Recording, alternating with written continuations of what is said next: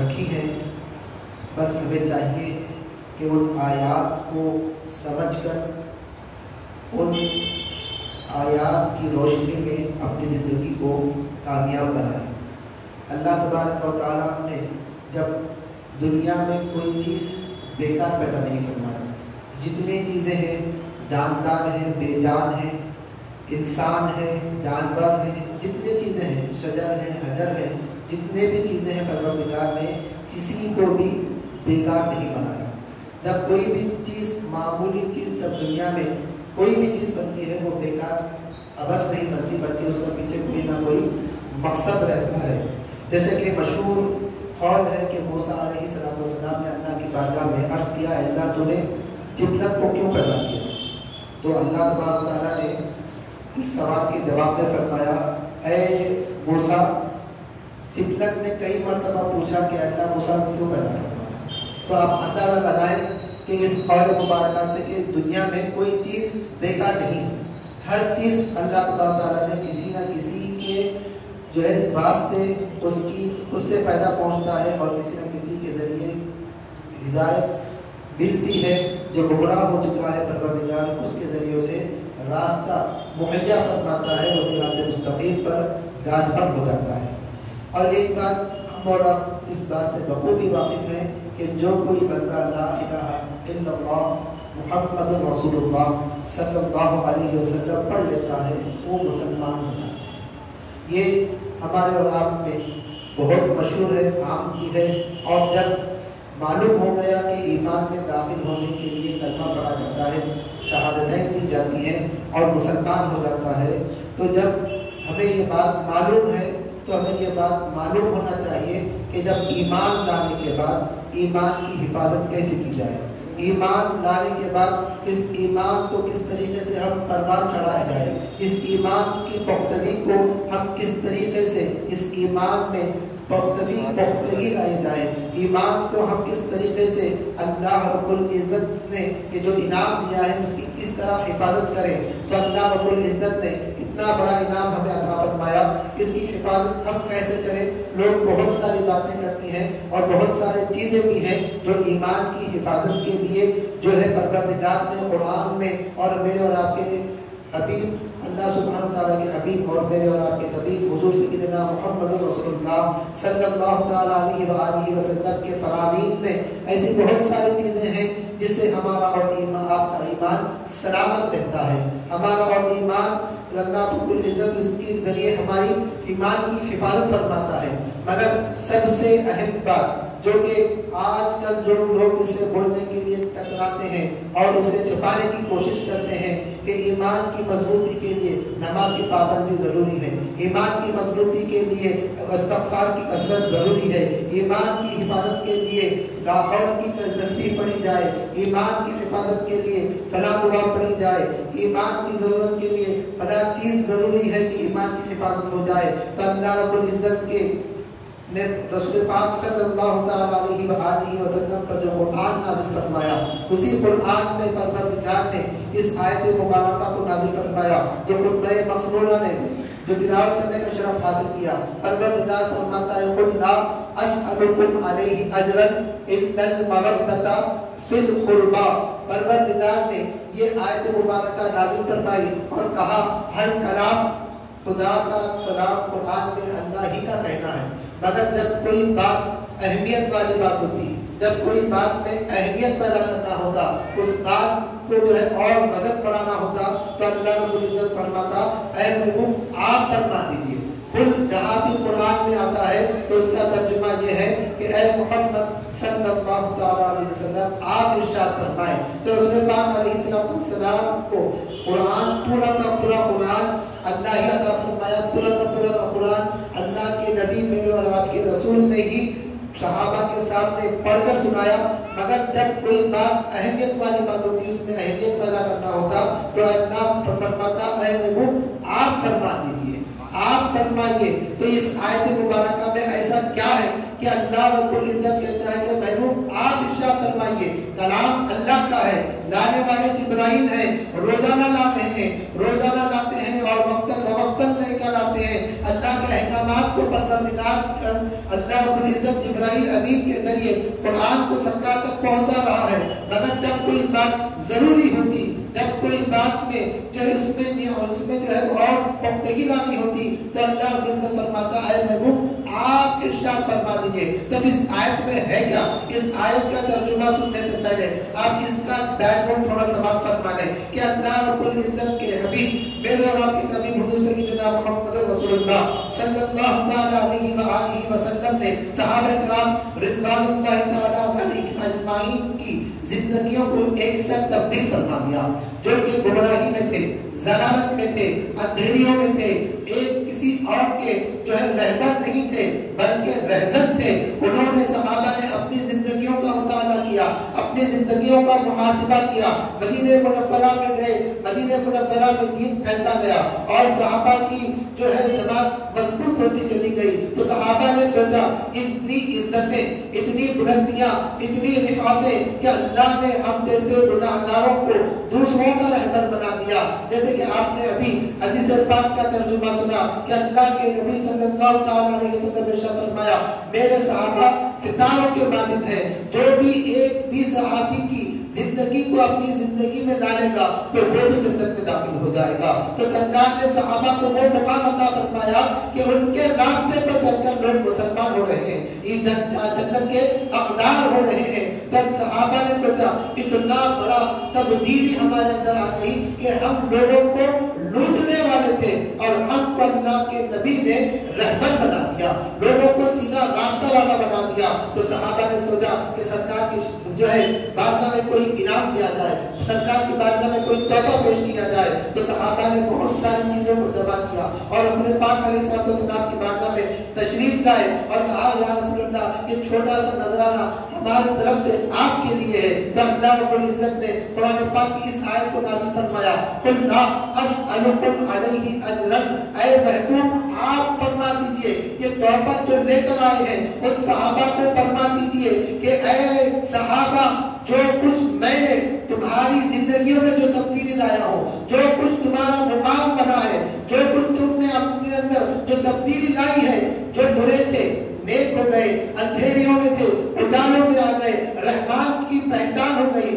قرآن کا عرفان مل گیا، پروردگار کی پہچان مل گئی، تم جو کہ رہزن تھے اب رہبر بن گئے۔ تو محبوب آپ فرما دیجئے یہ جو کچھ تم تحفے تحائف لے کر آئے ہو میں اسے نہیں چاہتا۔ قل لا اسألکم علیہ اجرا، جو کچھ میں نے تمہارے ساتھ بھلائیاں کی ہیں میں اس کے لیے بس کچھ بھی دنیا کی چیز نہیں چاہتا۔ پھر کیا چاہتے ہیں؟ آخر ہم کیا کرنا چاہیے؟ صحابہ نے پوچھا یا رسول اللہ ہمیں حکم کیا ہے؟ تو سرکار نے فرمایا خدا کا فرمان ہے کہ محبوب آپ ان کو کہہ دیجئے یہ تحفے تحائف یہ دنیا کی چیزیں ہمیں کچھ نہیں چاہیے بلکہ بس مجھے کیا چاہیے؟ تو اللہ نے فرمایا محبوب آپ فرمائیے۔ تو فرمایا قل لا اسألکم علیہ اجرا الا المودۃ فی القربى الا المودۃ، مگر میں یہ چاہتا ہوں کہ تم میرے گھر والوں سے محبت کرو، میرے گھر والوں سے محبت کرو، میرے گھر والوں کے ساتھ ادب کا معاملہ کرو، میرے گھر والوں کے ساتھ تعظیم کرو، میرے گھر والوں کا توقیر کرو، میرے گھر والوں کے ساتھ نرم گوشہ اپنے دلوں میں رکھا کرو۔ تو اللہ رب العزت کے اس فرمان کے بعد صحابہ نے عرض کیا یا رسول اللہ آپ کے گھر والے کون ہیں؟ تو حدیث مبارکہ میں یہ حدیث جگہ جگہ روشن ستاروں کی طرح چمک رہی ہے۔ سرکار نے فرمایا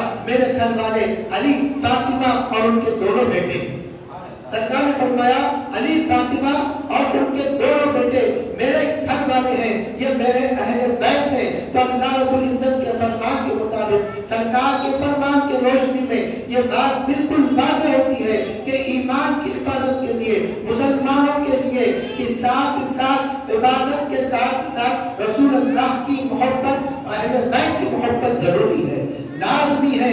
جب تک تم اللہ کی محبت کا دعویٰ تمہارا پورا نہیں ہو سکتا جب تک تم رسول اللہ سے محبت نہ کر لو، جب تک تم اہل بیت سے محبت کا جو ہے اپنا رشتہ تعلق نہ جوڑ لو اور اس اس کے ساتھ ساتھ صحابہ کا ادب، صحابہ کے ساتھ محبت، صحابہ کے ساتھ وابستگی، یہ تمام چیزیں ہیں. بار بار سو کہنے کی ضرورت نہیں ہے. یہ اہل بیت کا جلسہ ہے، یہ اہل بیت کے ذکر کا جلسہ ہے، اسی لیے یہاں اہل بیت کا نام بار بار لیا جا رہا ہے. اس میں لوگ کہتے ہیں کہ صرف اہل بیت کی محبت ضروری ہے، کیا صحابہ کی ضروری نہیں ہے؟ صحابہ کی محبت ضروری ہے، اہل بیت کی محبت بھی ضروری ہے. تم ان کے آڑ میں لا کر انہیں دفاع نہیں کر سکتے، انہیں چھوڑ نہیں سکتے، ان کو لا کر انہیں نہیں چھوڑ سکتے. جب تک دونوں قائم ہے، دونوں کی محبت، تبھی سرکار کی محبت قائم ہے. جب سرکار کی محبت قائم ہے تب جب اللہ کی محبت قائم ہوگی. تو ہمیں چاہیے کہ ہمیں محبت، جب ہم اللہ کی محبت کرتے ہیں تو اللہ سے محبت کرتا ہے تو سرکار دو عالم صلی اللہ تعالیٰ علیہ وآلہ وسلم ارشاد فرماتے ہیں، حدیث پاک میں سرکار فرماتے ہیں تم اللہ سے محبت کیا کرو. کس لیے محبت کریں؟ تو سرکار فرماتے ہیں اللہ تمہیں اپنی نعمتوں سے مالامال کر رہا ہے. وہ کون سی نعمتیں ہیں؟ وقت نہیں ہے، ہر چیز ہمارے ساتھ آ رہی ہے اور جا رہی ہے، یہ بھی اللہ کی بہت بڑی نعمت ہے.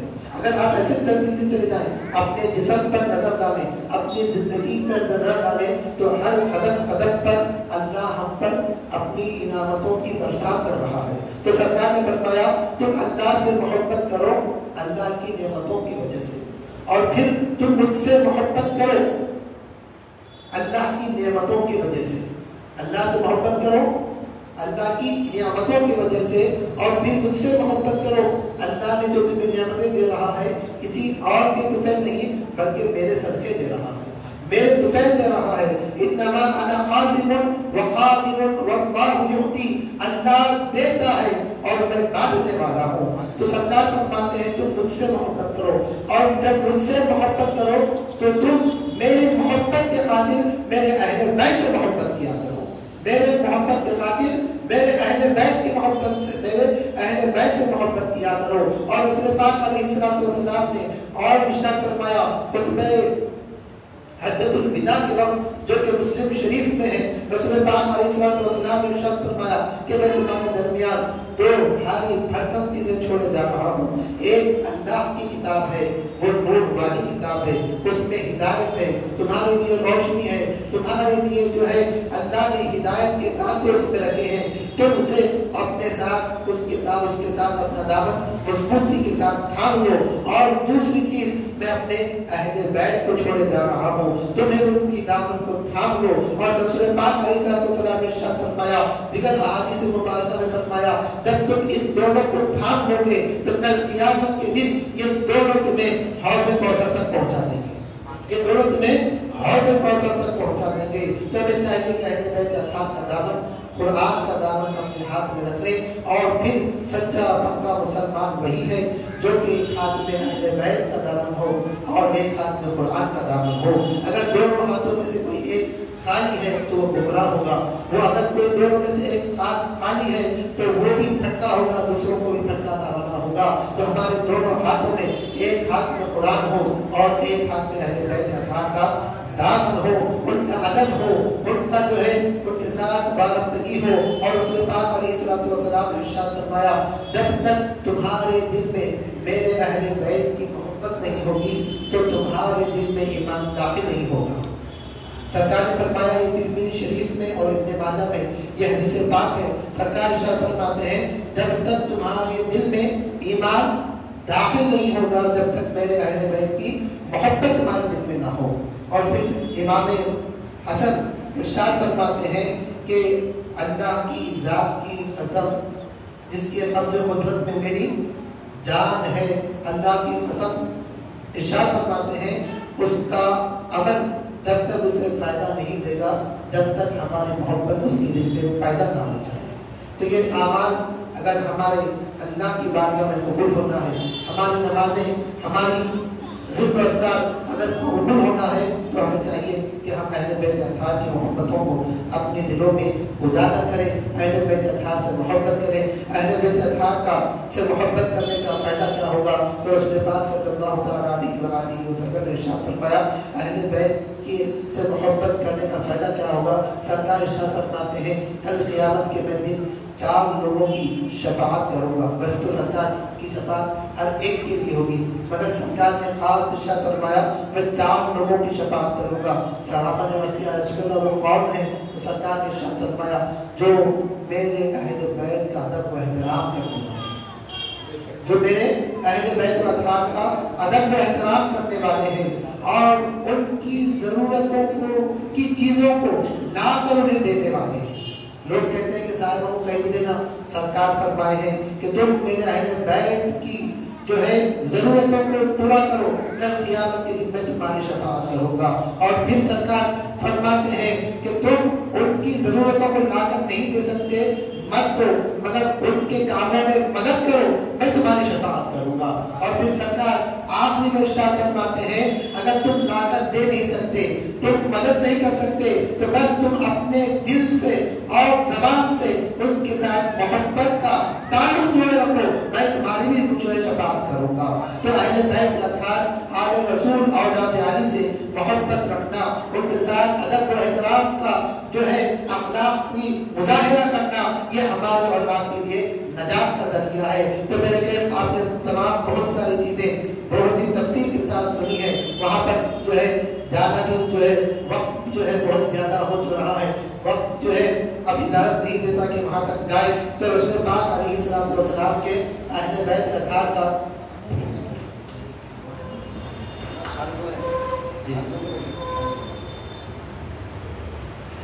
ایک بڑا درود پڑھیے، اللہم صلی وسلم وبارک علی سیدنا محمد وعلی آلہ واصحابہ افضل صلواتک وعدد معلوماتک وبارک وسلم صلاۃ و سلام علیک یا رسول اللہ صلی اللہ تعالی علیہ وسلم۔ اہل بیت اطہار کی محبت ہم پر ضروری اور لازم چیز ہے، اور دنیا پوری اس سے دور ہوتی چلی جا رہی ہے۔ تو ہمیں چاہیے کہ ہم اور ہمارے گھر والوں کی ہم خود حفاظت کریں، کیونکہ آج خدا کا فرمان ہے کہ تم اپنے آپ کو اور اپنے گھر والوں کو جہنم کی آگ سے محفوظ کرو، آگ سے حفاظت کرو۔ تو آگ سے حفاظت کرنے کے لیے چاہیے کہ ہم خود اہل بیت اطہار کے ساتھ مضبوط رشتے غلامی کو مضبوط کریں، اپنے گھر والوں کو سکھائیں، اپنے اولاد کو سکھائیں کہ آل رسول کی کس طریقے سے تعظیم کی جائے، ان کے ساتھ محبت کی جائے، ان کے ساتھ ادب کا معاملہ کیا جائے، ان کے ساتھ جو ہے وارفتگی کا معاملہ کیا جائے۔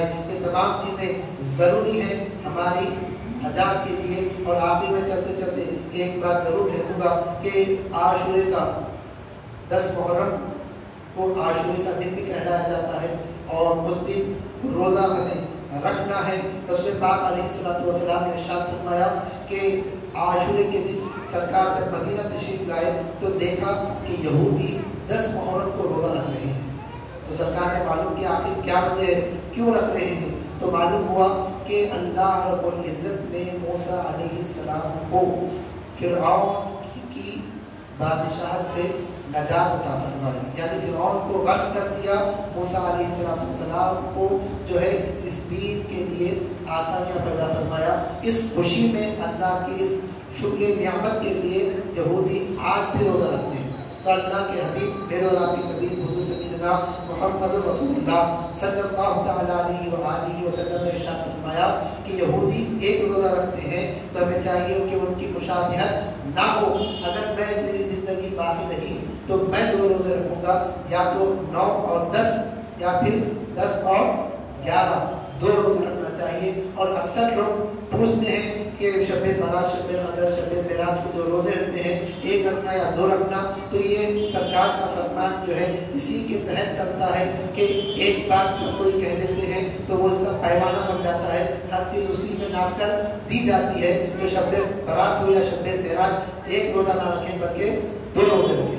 کیوں رکھیں؟ تو سرکار کا فرمان تو محرم کے روزے کے لیے ہے، یا پھر شب برات شب معراج کے لیے نہیں، مگر 1 روزہ رکھنا یہودیوں کی مشابہت ہے۔ سرکار نے فرمایا کل قیامت کے دن اسی کے ساتھ اسے اٹھایا جائے گا جس سے وہ محبت کرتا ہے۔ تو ہمیں چاہیے کہ ہم یہودیوں کی مشابہت اختیار کرنے سے بچیں۔ جب بھی 1 روزہ رکھنے کا معاملہ آیا تو اس کے ساتھ 2 ملا کر رکھ لیا جائے۔ تو محرم کے 9 اور 10 کو محرم کے 2 روزے رکھیں، یہ ہمارے لیے سرکار کا فرمان ہے، سرکار کی سنت ہے۔ تو روزوں کا بھی اہتمام کریں۔ جب ہم روزوں کا اہتمام کریں گے، افطار کا اہتمام کریں گے اور جو ہے فاتحہ کا اہتمام کریں گے تو بچے پوچھیں گے کیا بات ہے، آج کیا ہے، آج اسپیشل کیا ہے، آج کا دن کیا ہے، کیوں ہمارے گھر میں اہتمام ہو رہا ہے۔ تو جب ہم اپنے بچوں کے دلوں میں، ذہنوں میں یہ بات اچھی طریقے سے ڈالیں کہ آج ہمارے نبی کے نواسے حضور سیدنا محمد رسول اللہ صلی اللہ علیہ وسلم ہمارے نبی ہیں، ان کے نواسے امام حسین علیہ السلام کو جو ہے شہید کیا گیا۔ وہ دین کے لیے شہید ہوئے، اسلام کی سربلندی کے لیے شہید ہوئے، اسلام کو بچانے کے لیے شہید ہوئے۔ تو بچوں کے ساتھ ساتھ ہم اپنے گھر والوں کو اور ہمارے دل اور دماغ میں ایک بات پیدا ہوتی ہے کہ جب بھی ہمیں موقع ملے گا تو انشاءاللہ تبارک تعالیٰ ہم بھی امام حسین کے صدقے میں، امام حسین کی صدقے دوپہر میں پروردگار اگر موقع دے تو ہم بھی تیار ہیں کہ ہم بھی دین اسلام کے لیے اپنے جان کو قربان کے لیے تیار ہونا چاہیے۔ یہ چیزیں ہونی چاہیے، اپنے گھروں میں اہتمام کریں، فاتحہ کا اہتمام۔ اور پھر لوگ ہم سے ایک سوال یہ بھی کرتے ہیں کہ محرم شہادت کا دن ہے اور آپ اچھے کھانے پکا کر کھلاتے بھی ہیں، کھاتے بھی ہیں، آخر کیا وجہ ہے؟ تو یہاں پر ایک بات واضح کر دوں کہ عاشورے کا دن سرکار دو عالم صلی اللہ علیہ وآلہ وسلم نے ارشاد فرمایا کہ تم لوگوں کو کھانا اچھا پکا کر لوگوں کو کھلایا کرو، اس میں تمہارے لیے برکت ہے۔ تو حضرت سفیان ثوری ارشاد فرماتے ہیں جتنی مرتبہ میں نے اس کا تجربہ کیا کہ 10 محرم کو عاشورے کے دن میں نے اپنے گھر کے دسترخوان میں وسعت عطا فرمائی، کچھ اچھا بنایا، ذرا زیادہ بنا کر لوگوں کو اچھا بنا کر لوگوں کو بھی کھلایا، خود بھی کھایا، تو برابر پورا سال اللہ نے میرے رزق میں برکت عطا فرمائی۔ اور رد المختار میں حضور حضرت سیدنا جابر رضی اللہ تعالیٰ کا ارشاد ہے کہ میں نے اسے 40 سال آزمایا، ہر سال پروردگار نے میرے رزق میں برکت عطا فرمائی ہے۔ تو یہ وہ جنت کا بھی بس جو ہے ایک ہمارے لیے نجات کا ذریعہ ہے، اور دوسرا ہماری زندگی میں جو اہم چیز ہے رزق پروردگار اس میں برکتیں بھی عطا فرما رہا ہے۔ اور پھر چلتے چلتے ایک بات یاد رکھیں کہ عاشورے کے دن ہر نبی کو اللہ نے انعام سے مالا مال فرمایا۔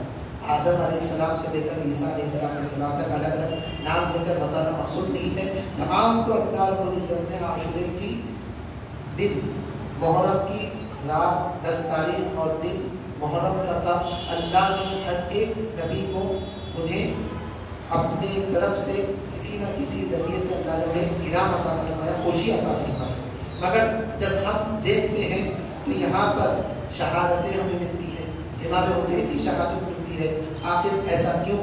تو اس کا ایک جواب یہ ہے کہ اللہ رب العزت نے ہر نبی کو ایک دعا دی تھی، اور ہر نبی نے اس دعا کی تو اللہ نے ان کی دعا کو قبول فرما لیا، اور ان کی دعا کو قبول فرما کر انہیں اپنی طرف سے انعامات عطا فرمائے۔ مگر میرے اور آپ کے نبی نے وہ دعا دنیا میں نہیں کی، کل قیامت میں کریں گے، پروردگار اس دعا کے صدقے میں ہم تمام گناہگاروں کی نجات فرما دے گا۔ مگر دعا نہیں کی تو قیامت جو کیوں نہیں کی، تو یہاں پر کیوں نہیں کی، ہمارے گناہگاروں کے لیے نہیں کی، مگر اللہ رب العزت نے امام حسین کی شہادت کی صدقے میں پروردگار نے اسلام کے کو بلندی عطا فرمائی، اور اسلام کی جو ہے بقا کو محفوظ فرمایا۔ امام حسین کی شہادت کے صدقے میں اسلام کا تحفظ فرمایا۔ اگر امام حسین اگر شہید نہیں ہوتے تو اسلام جو ہمارے درمیان آج ہے، جو ہمارے درمیان جو قرآن ہے، ہمارے درمیان جو نمازیں ہو رہی ہیں، اذانیں ہو رہی ہیں، یہ امام حسین کی شہادت کا نتیجہ ہے کہ آج ہم اور آپ مسلمان کہلانے کے لائق بنے ہیں۔ آپ کہیں گے کہ کتنے صحابہ تھے، امام حسین ہی کیوں شہید ہوئے؟ تو بہت سارے ہوتے ہیں، کلاس میں بہت سارے بچے ہوتے ہیں، مگر جب کوئی اسپیشل کوئی سال آتا ہے تو پورے بچوں کو پڑھایا نہیں جاتا۔ جو بچے بہترین اسٹوڈنٹ ہوتے ہیں، ماہر ہوتے ہیں، جو اچھے ذہنی ہوتے ہیں، انہیں اٹھا کر انہیں سوال جواب کے لیے دیا جاتا ہے۔ تو اسی طرح امام حسین چونکہ رسول پاک صلی اللہ علیہ وسلم کے نواسب تھے.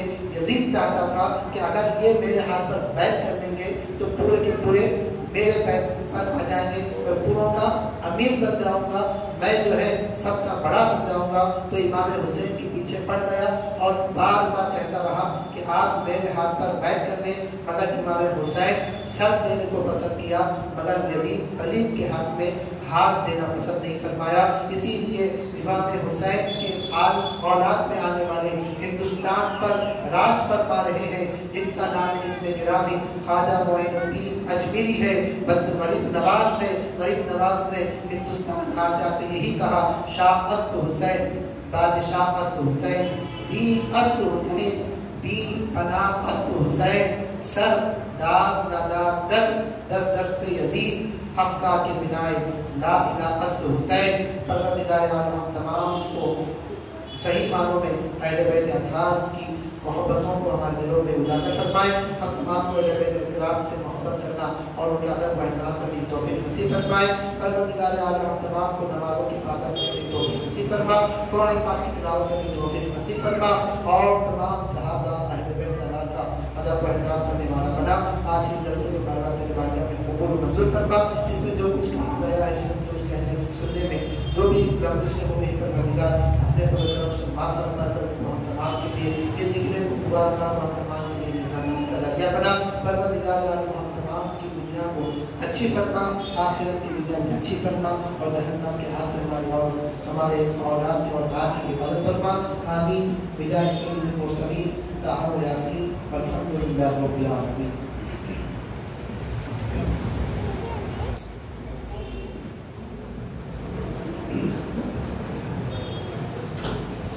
صلی اللہ علی محمد صلی اللہ علیہ وسلم, صلی اللہ علی محمد صلی اللہ علیہ وسلم.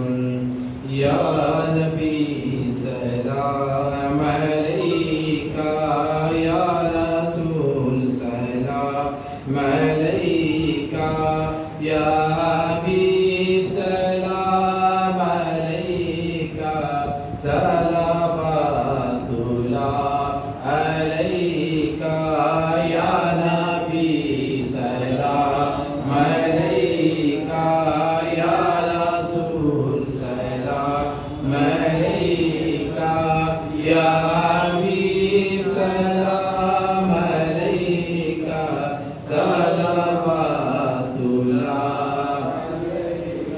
رحمتوں کے تاج والے, دو جہاں کے راج والے, عرش کے معراج والے, آسیوں کے لاج والے, یا نبی سلام علیکہ, یا رسول سلام علیکہ, یا حبیب سلام علیکہ, صلوات اللہ. رحمتوں کے تاج والے, دو جہاں کے راج والے, عرش کے معراج والے, آسیوں کے لاج والے, یا نبی سلام علیکہ, یا رسول سلام علیکہ, یا حبیب سلام علیکہ.